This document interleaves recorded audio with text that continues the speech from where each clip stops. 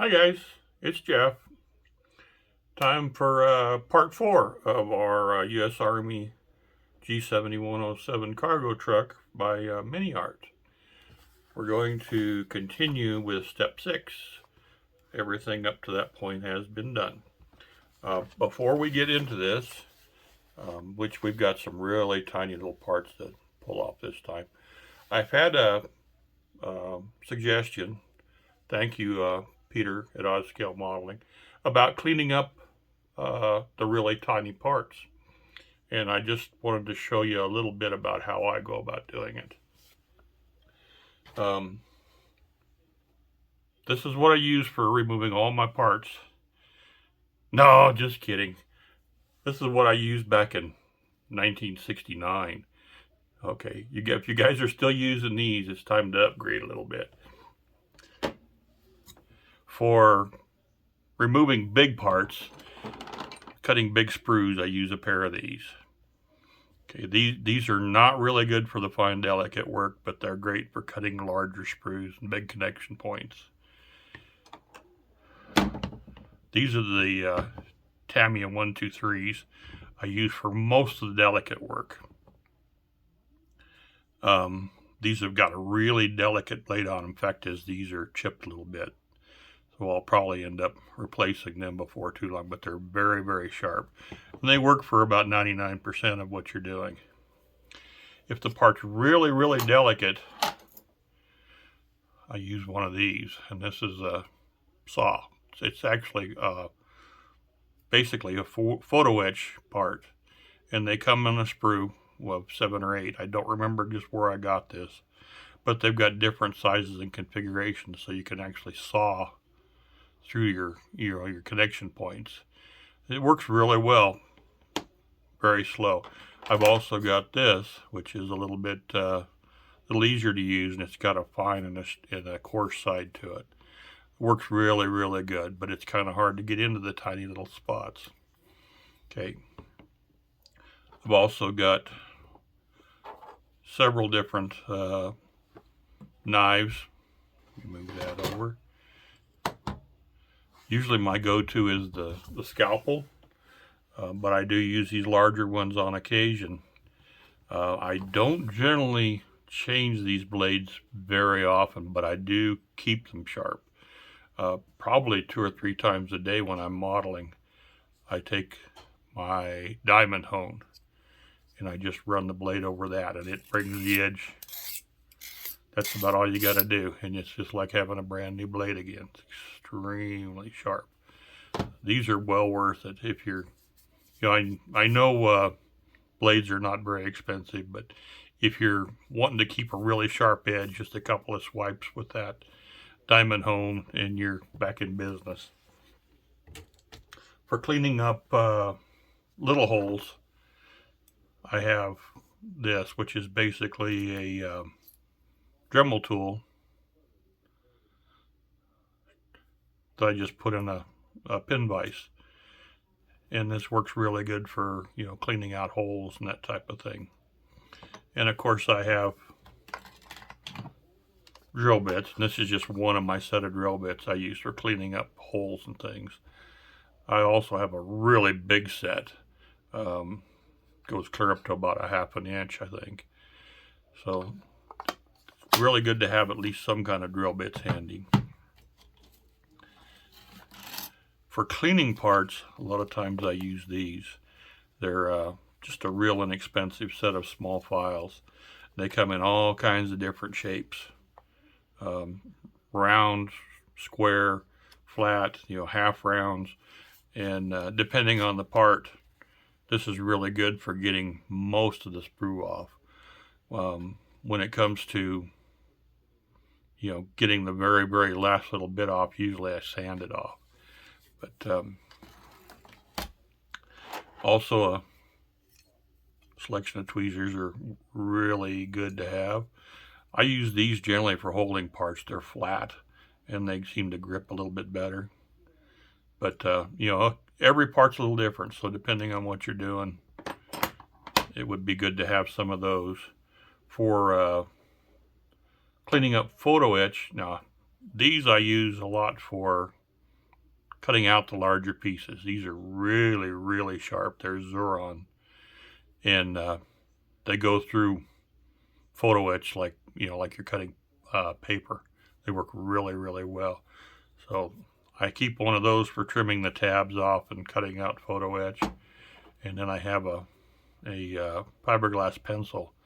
This one here seems to be really soft. It doesn't do a really great job for like removing glue, but for polishing photo etch and things, this works really, really well. And for sandpaper, I buy, this is, tell you why this is kind of messy here in a second, but I buy, just an assortment of wet and dry paper. You can cut it up in little pieces. Works really well. It's really cheap. I also have all kinds of sanding sticks, really coarse ones to really fine ones. Some of them are the spongy and some are the hard ones, just depending on what you need. I generally don't buy the name brands of these. I generally buy, like on Amazon, sometimes they'll have, 50 assortment or 20 assortment or something, and I pick those up. And when they're, get all clogged up, you just throw them away. I've also got these are from Tamiya. They're like a sanding sponge, and they come in various grits. This one's 1,000 grit, but you can cut them up in little pieces. They come in various grits. They work really good for curved surfaces, like body panels and things where you got a scratch or something.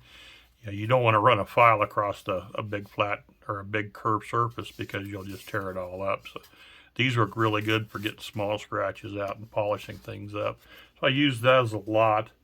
And then a good old toothbrush is really good for cleaning things after you sand them, get the dirt and dust off. I also use these on occasion, or actually quite a bit. I've got a set of like 4 or 5 of these, and they've got a sandpaper band that goes around them, and it moves. So you can be like working on this end, and it gets clogged, and you just rotate it a little bit, and you keep going. I've got a number of bands here I use, so when they get clogged up, you can just change them, and they're spring-loaded, so that the paper always stays tight. It's got a round end. Sometimes they're really good for getting into spots, and it's got a long flat side for cleaning like edges of flat panels and things. So I really like these.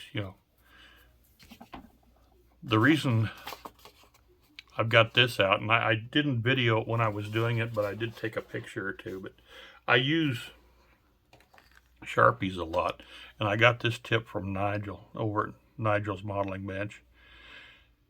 When you're taking sprues off, sometimes it's really hard to tell, if you've got a bump or something that's still there that'll show through your paint.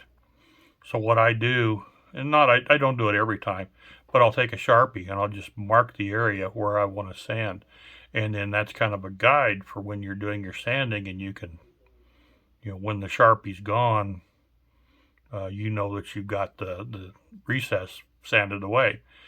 You got to be real careful with these, because if you leave Sharpie on your part, when you paint, sometimes the Sharpie will show through. So a little alcohol and you can clean off the Sharpie when you're done, if you didn't get it all sanded away or whatever. But that's kind of basically what I do. I'll get set up here a little different, and I'll show you. I'll cut a couple of parts off. But I don't know if you guys remember, not a video or two ago, I was talking about the bed for this truck. With these raised edges here, it created quite a bit of sink on the backside. So what I did, I have a really large flat piece of aluminum. Glass will work. Anything that's hard and good and flat. And I laid this on it, and I spritzed it with water. I've got a squirt bottle with nothing but water in it, and just to get it wet. And then I very, very gently sanded this, and I got a really nice flat piece now. Oh, I don't know if you can see that or not, but that's dead flat. Got rid of all the sanding marks and didn't have to take off hardly any plastic, just very, very little. But that's a really good way to clean things up. But you've got to be really careful because you got to keep the pressure. You know, the pressure's got to be really even, and you go really slow. If you get carried away and put too much pressure or something on it, you'll eat off that corner. So you don't want to do that. But that part there, I feel under paint is going to look really good now, as opposed to where it was before, where it looked like it was a warped board or something. So let me get the instructions set up here, and we'll get a couple of parts out, and I'll show you how I take parts off and I'll clean them. And then we'll come back and work on step 6. All right. Thanks, guys.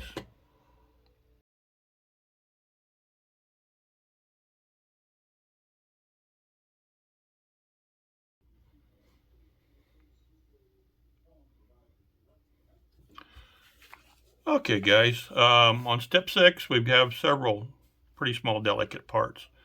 Let's go ahead, and we've got BC7. We need 2 for one side and 2 for the other. So those will be on the BC sprue, part 7, and we're going to need 4 of them. So let's go to our box here, BC sprue, and we've got 2 of them here, 2 of them here. So that's our 4. So we'll have to get those off of there and clean them up for step 6. What I would normally do on this, here's the 2 parts we need here, and then 2 on the other one.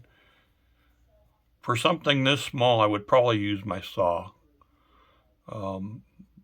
You might be able to get away using the Tamiya pliers, but anytime you clip stuff, you're going to put pressure on it, and these are pretty delicate. So I'll just use my saw, and we don't need to cut right up against it. The biggest part is the cut. You know, we'll put pressure on it. We can cut away, and then we can use the Tamiya cutters to finish the cut. But we can go ahead and go to the side here a little bit and just cut through these real quick. It doesn't take much, but it's delicate. Okay, that one's through. Then we'll move this side here a little bit.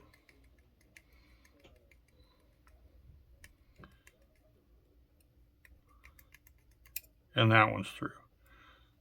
Okay, here's our part. We don't want to twist it or anything. So I've got just a little bit of, there we go. Okay. If you can see it, very, very small. There's our part right there. And we do have a little bit of a bump on both sides. I'm not sure if you guys can see it or not. Okay, so what I would do, normally I take my tweezers and I grab it as close to that little bump as I can. Doing this on camera is a little tricky. And I'll use my Tamiya nippers to just get it as close as I can. See, that pretty well took it all right there. And we'll go back around. And we'll do that. There's just an ever so slight bit of a bump on it. You guys probably can't even see it, but I can just barely feel it. So what I will do is take my scalpel that I just sharpened and just barely go over it.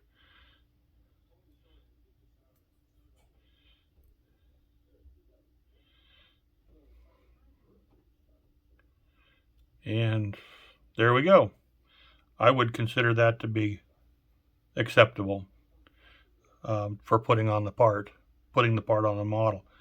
You can see a little white line there, but that's just from the cutting of the plastic. So I put that in a cup. I don't ever leave things just laying around. Okay, so that's the part I need to cut off.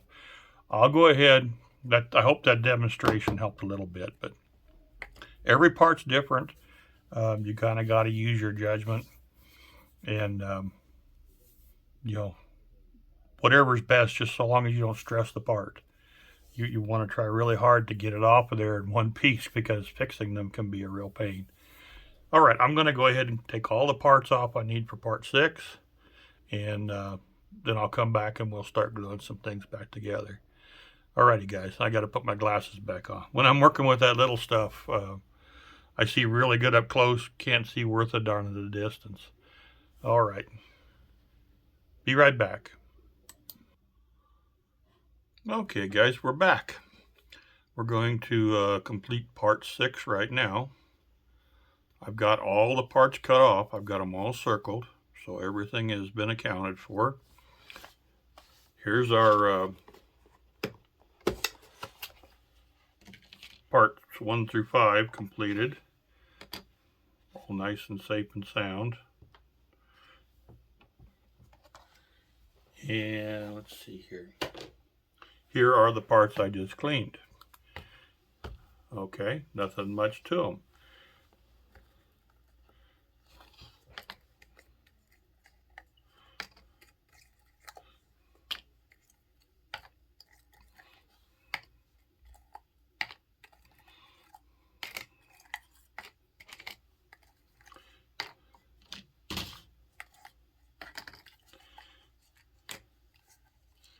Still going. And there we go. There's all our parts. Everything's been looked at, everything's been cleaned up and parting lines removed, and we're all ready to go. There's a very few duplicated parts with this. A lot of them either go on the right or the left side. You got to be real careful. Make sure you put them in the right place. So that's why I've got them all labeled. I'll set everything back. So where we've got a little bit of room. That's what I really like about these little cups, is you can stack everything. They don't take up too much space. While I was cleaning parts, I did a quick look in my toolbox. These are the saw blades I was talking about. Okay, they are Tamiya. These are the fine craft saws, type 2. For scribing, it says. I've never ever used them for scribing, but they work really good for saw blades for cutting the fine parts off the sprues. Set of these, there's 5 blades in the set, I believe, is about $15 on Amazon. I have no idea what it would be anywhere else. But these are a real good investment as far as I'm concerned. They're very, very fine. You got to be careful with them because you can bend them, but they work really well. Okay. Speaking of Amazon, they just made a delivery, and I got myself a new airbrush. Okay, I saw this on Amazon. It's an Awada Eclipse HPCS. I've been using the Awada Neo for a while now. It does okay, but it's got some air leaks and some other issues, and I thought it was time to upgrade. Right now, this is March 7th, 2022. Amazon has a deal going where these are $170, but you can pay in 5 payments of like $32 a piece, $33 a piece. No interest, no credit checks, no nothing. I don't know how long it'll last, but I saw that and I thought, well, I'm going to grab one. So I'm really anxious to start using this. I've heard some really good things about this. So I'll be doing some painting with that very near future. Okay, let's get some of this stuff put together. First thing, this is the bottom, that's the front. So we want to turn this around to where we're oriented the same direction so we don't get confused about what goes where. So I'll go ahead and put, this is the front differential, this is the rear differential.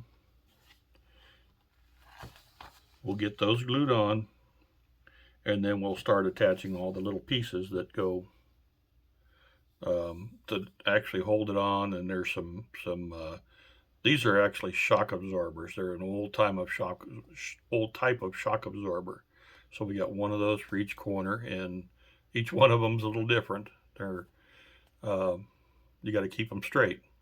So let's get those. I'll get these glued on, and then I'll be right back, and we'll well, I'll do it on here. It's fine. I just got to take these glasses off because I can't see up close with glasses. This one is the rear one, and we've got two little locating pins here and here that locate in the springs that we glued on a few days ago. So just like so. Holds it nice and straight. Just got to make sure that we're putting the right part on in the right place. That's good. Let me get my quick setting out. There we go.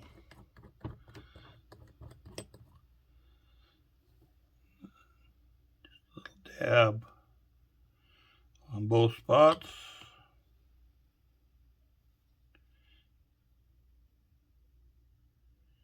Okay. Just hold it for a couple of seconds. Make sure it's where it needs to be. I'm trying real hard to keep this on screen this time, guys. Okay, there we go. Looks very good. Just want to make sure everything is sitting square. Okay, and then we'll do the front one. Now the front one,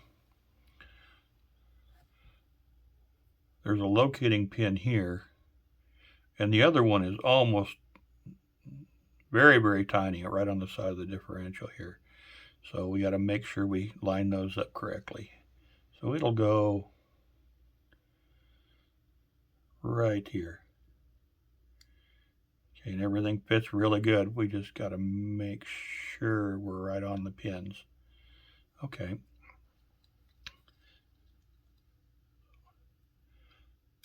And it goes just like so. Not too much glue. Not too much. And this side.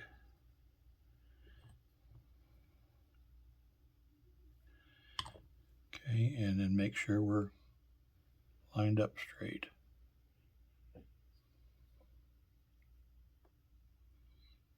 That looks really good to me. We'll give that just a couple of seconds to firm up. The quick setting does not take very long. Okay, I'm very happy with that. Okay. Next part, we're going to do, I think it would be easier to do the U-bolts first. So that is BC7, and we've got 4 of them for the rear. So we'll go through and find BC7. Here we go, and there's 4 of them. That's the first part we actually cleaned up. So these go facing up. Okay. So let's get our tweezers. What these are supposed to do is they're supposed to go around the spring and go up, and then there's a plate that mounts over the top that holds them just like they would on a real vehicle. So this will go like so.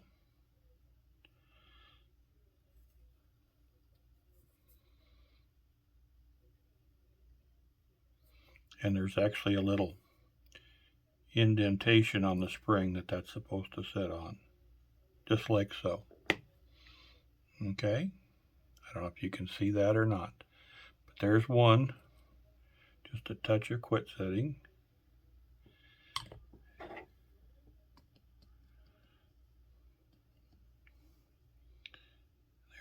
2.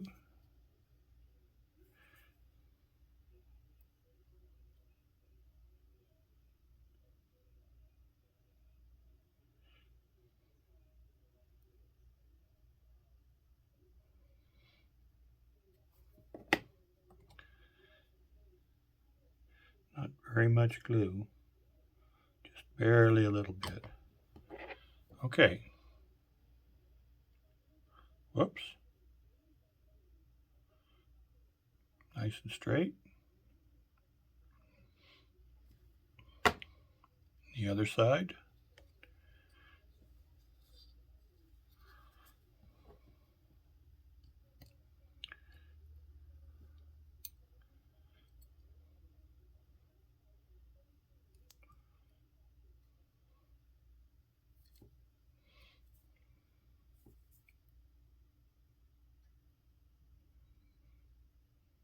Okay. Goes in a little indentation on the spring.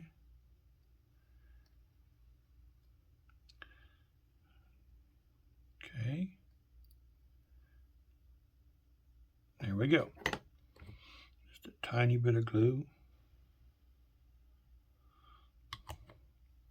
And the last one.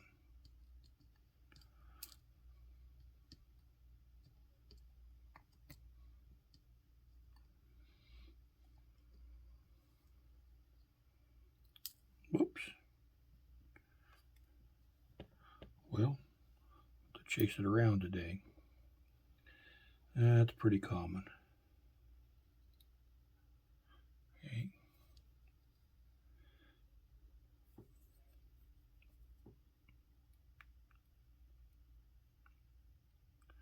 Got a hair in there.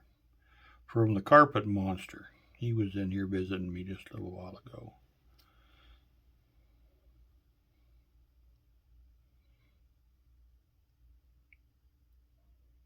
Okay.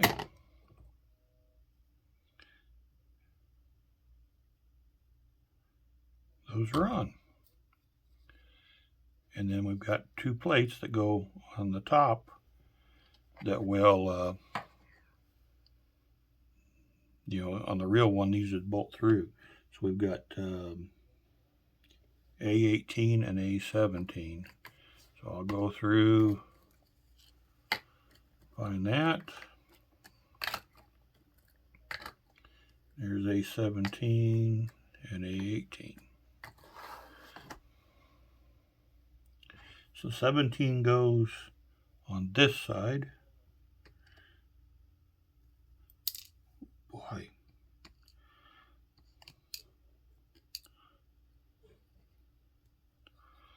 We'll go like so. Okay, and there's a little groove in there it's supposed to fit in. And it goes just like so.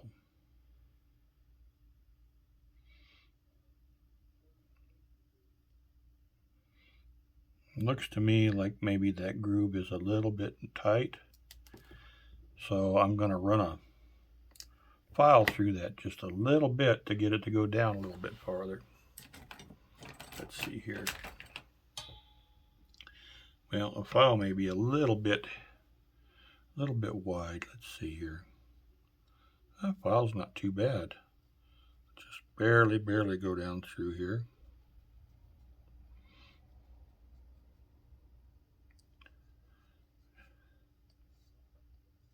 See if that was enough.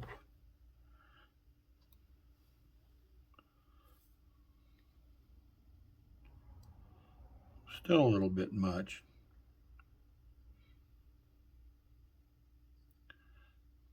Okay, well, this is normal. I'll take my knife and just scrape it just a little bit.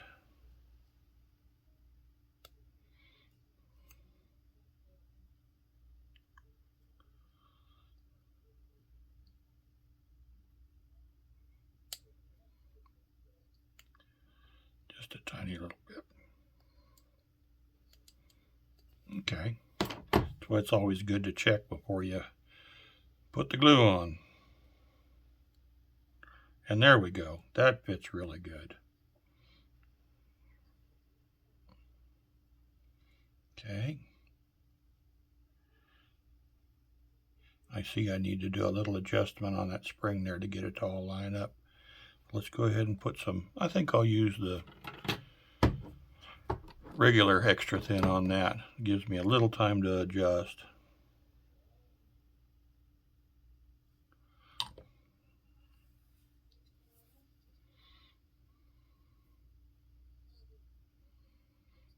Okay.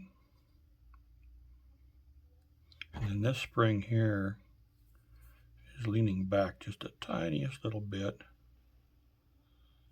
So we'll get that to line up.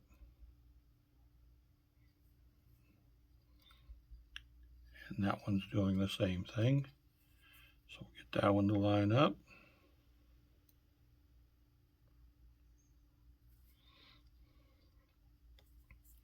And just a touch of quick setting there, I think will do it.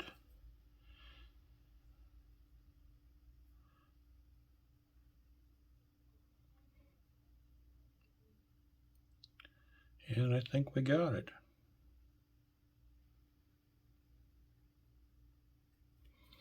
Okay, that looks really good. Still wants to spread just a tiny little bit. I think we're good though. Yeah, I think that looks real good. Okay, and the other side, I'm guessing, will probably be a little tight too, but let's check. Yep, same way. It's just a little bit tight. Well,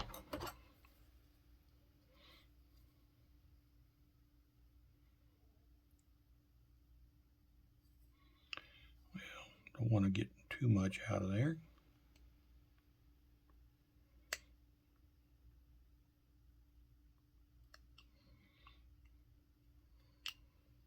Okay. Much better. Yeah, that fits good. Okay.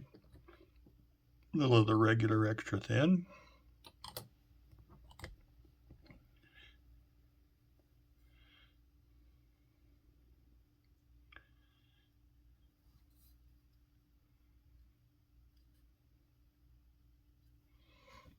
That spring on that side still wants to, or that little U-bolt on that side still wants to kind of spring out just a little bit. I'll hold it there a second. Okay. I think that looks pretty good. I don't know if you guys can see that or not, but I think that looks really good. Then we've got the shock absorbers to go on. So A19 will be the next part. Let's see. A20 is one of them, and A19 is the other. So here's the two shock absorbers. Okay, A19 will go over here. There's actually a little pin right inside on both sides, and that's where they go. Okay, there's a pretty tight fit there. So A19 right here.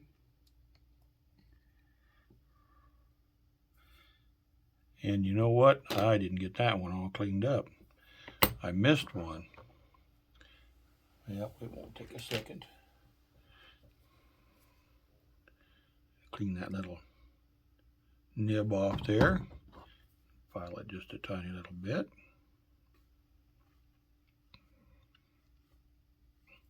And this has a slight parting line on the bottom, or on one end. I'll take that with the file very gently. And there's a slight one on the other end.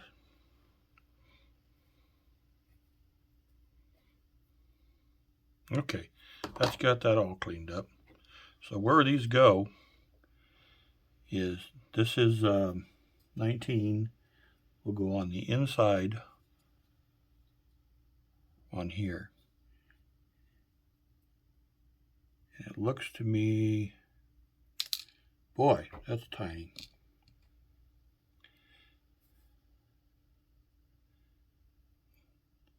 Like they will go right here.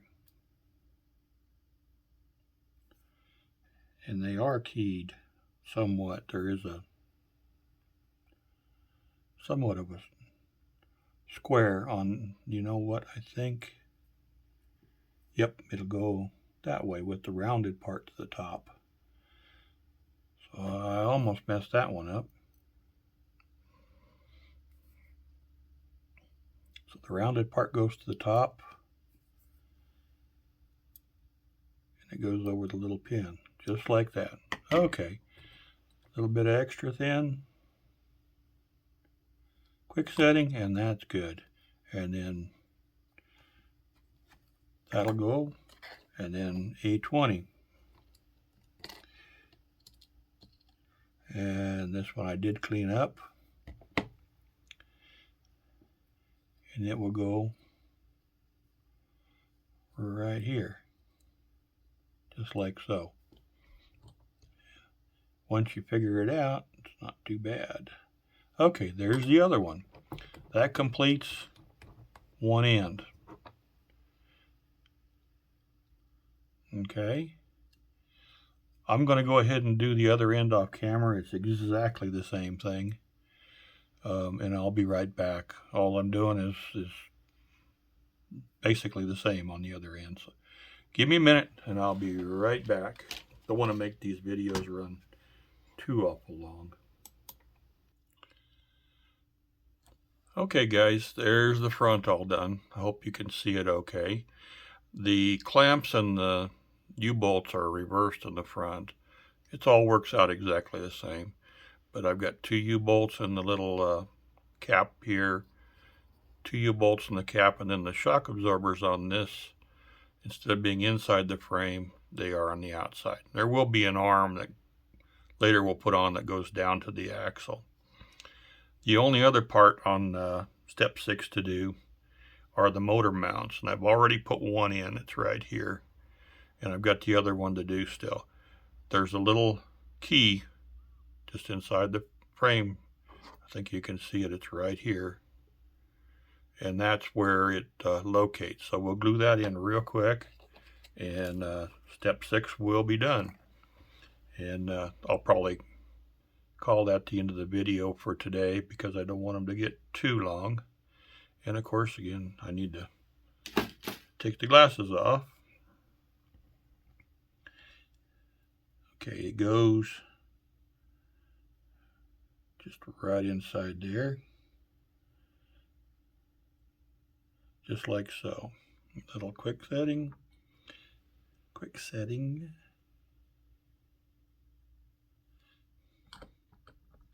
Make sure it's all sitting nice and tight and square, and that looks really, really good.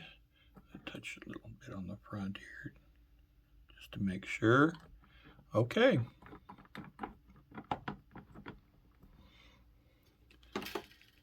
That's going to finish up step 6 for us, guys. We've got the rear axle on and located, and the U-bolts and the clamps on, the shock absorbers in, and the same thing on the front. All looks really good.